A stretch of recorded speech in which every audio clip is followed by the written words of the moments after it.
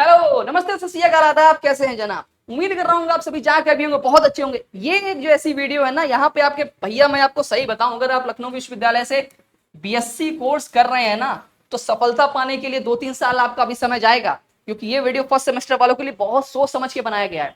हर एक बिंदु पे जो कुछ मैंने लखनऊ विश्वविद्यालय में बिताया हुआ है, यहाँ पे 3-4 साल, ठीक है, बीएससी के फील्ड में, तो उन सारी चीजों को हम बहुत आराम से बात करेंगे आज। ठीक है, ठीक है।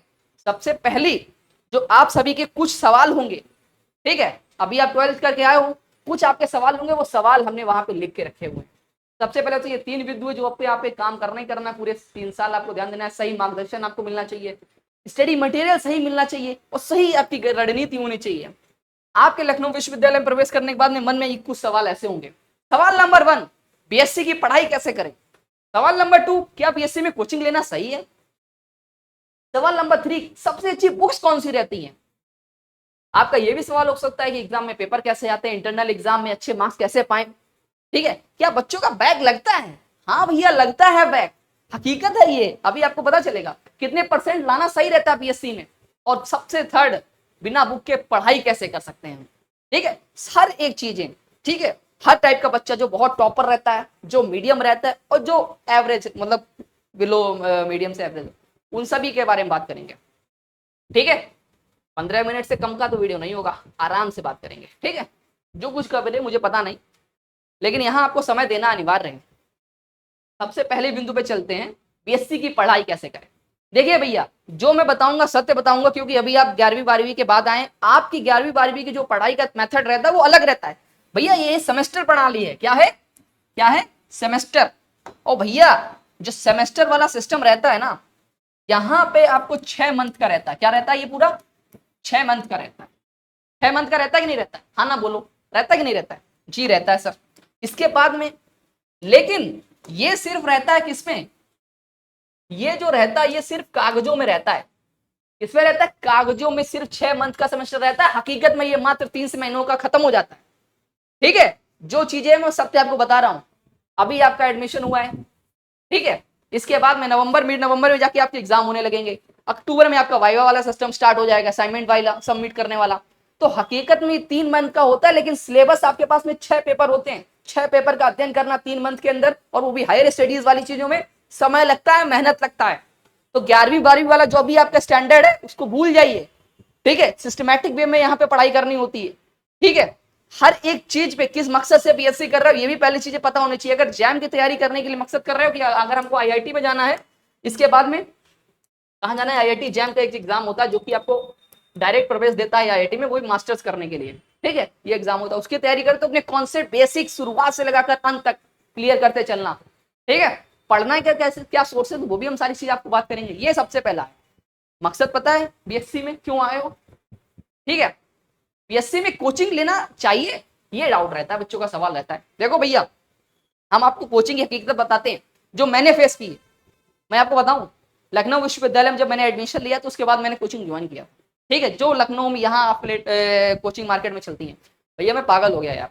पागल मैं इसलिए हो गया क्योंकि फीस की मैं सबसे पहले बात बताऊं, मेरे इतना ज्यादा वो नहीं था, लेकिन तभी भी पहले एक पेपर का जो फीस रहता था वो 1000 करीब, मैंने शायद 1200 रुपए, 1200-1300 रुपए फीस रहता है पर पेपर का। ठीक है, यहाँ पेपर वाइज फीस रहता है।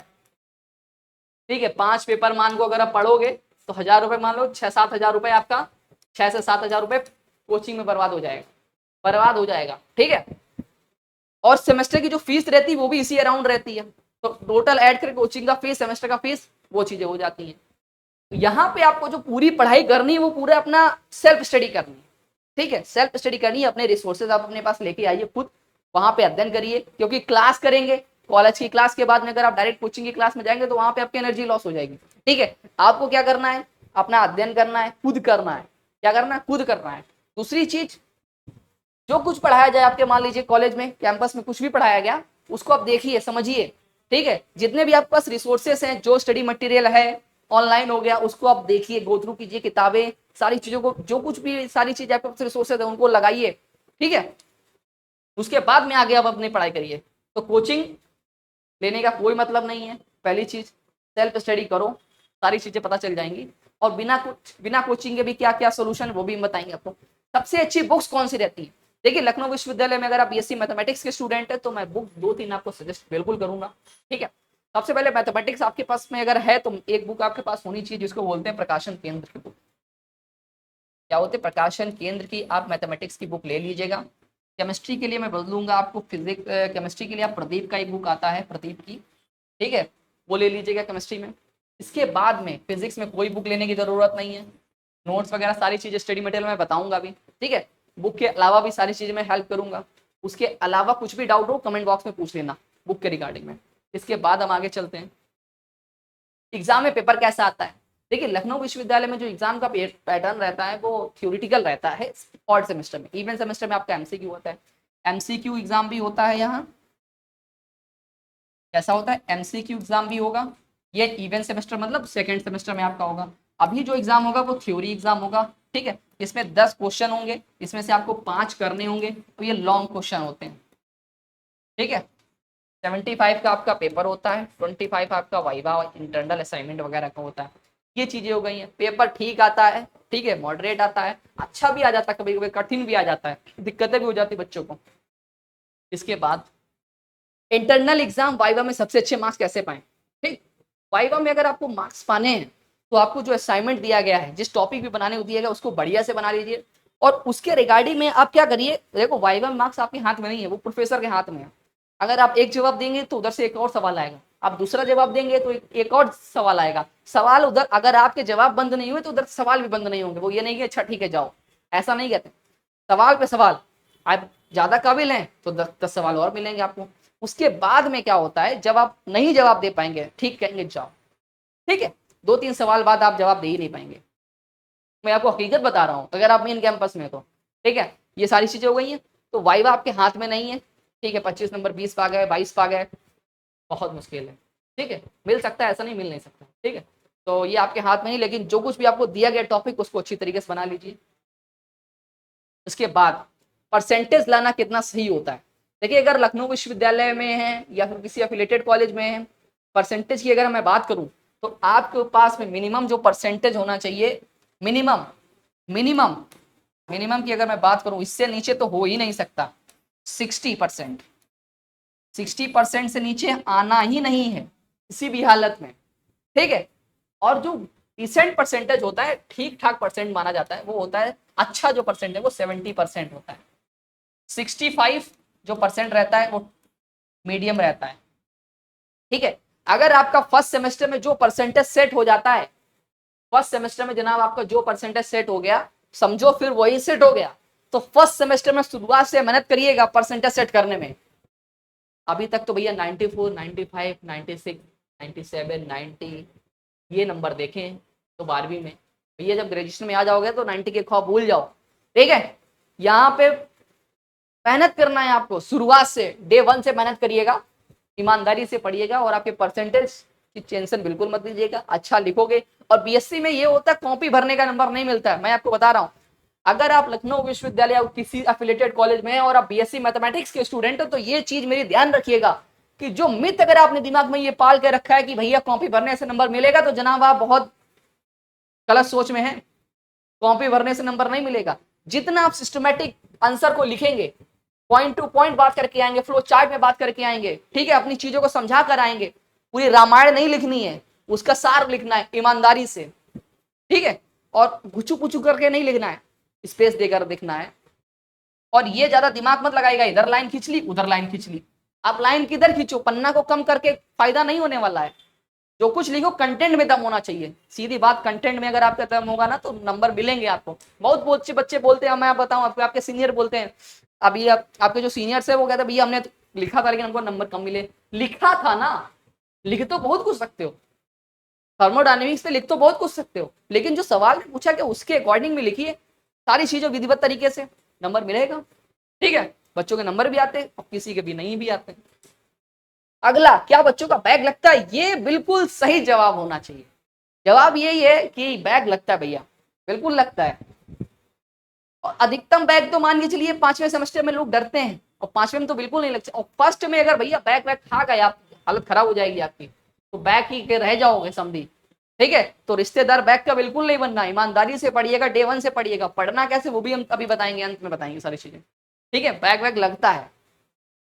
ठीक है, दूसरी चीज, बिना बुक के कैसे पढ़ाई कर सकते हैं।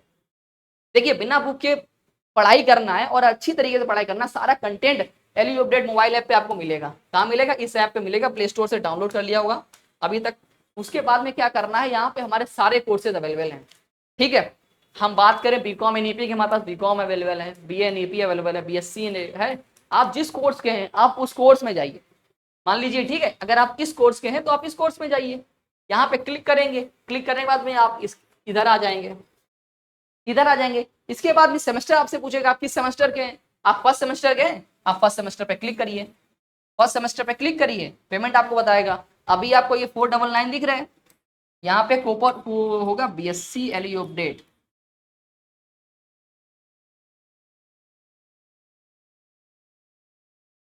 ये कूपन कोड लगाइएगा, ये कूपन कोड लगाएंगे आपको 20% का ऑफ मिल जाएगा, सारी चीजें आपकी प्रॉब्लम सॉल्व हो जाएंगी।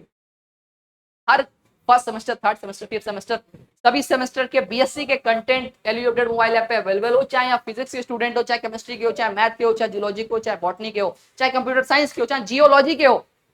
हर एक पेपर का ईमानदारी से सारा content LU update mobile app पे अवेलेबल है। तो अगर सेमेस्टर एग्जाम में अच्छे नंबर पाने हैं और बीएससी में अपना नाम करना है, जो बैक वैक का सिलसिला चल रहा है उसको खत्म करना है, मात्र आपके पास एलयू अपडेट मोबाइल ऐप होना चाहिए, बीएससी का कोर्स होना चाहिए। कोर्स के बाद एनरोल करने के बाद में आपको डाउट जितना भी रहता है ना, कोई भी डाउट हो यार, ठीक है, चाहे एकेडमिक का डाउट हो, चाहे दूसरा डाउट हो, ठीक है, फॉर्म वॉर्म वाला कुछ भी डाउट हो, तो सारे डाउट आपको क्लियर किए जाएंगे। एक आपको पार्टिकुलर मेंटोर एलोकेट कर दिए जाएंगे उस ग्रुप में। आप जैसे कोर्स एनरोल कर लेंगे, उसके बाद आपको एक मेंटोर एलोकेट कर दिए जाएंगे, हाँ भैया आपके ये हैं, इस कोर्स में आप हैं, तो ये टीचर्स आपके साथ हैं, कुछ भी हो तुरंत उसमें मैसेज करिए, आपको तुरंत पटा ऑन द स्पॉट सारी चीजें रिप्लाई मिलेगा।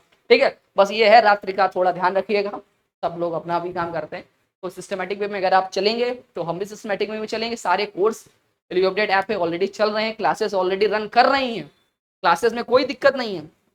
हर एक पेपर की हम लोगों ने पूरे ईमानदारी से एजुकेटर्स अच्छे उठाए हैं, बढ़िया तरीके से वो अपना काम कर रहे हैं। अगर आप भी उसी तरीके से काम करेंगे तो कोई दिक्कत, समस्या, प्रॉब्लम, तकलीफ सेमेस्टर एग्जाम में तो बिल्कुल नहीं होने वाली है।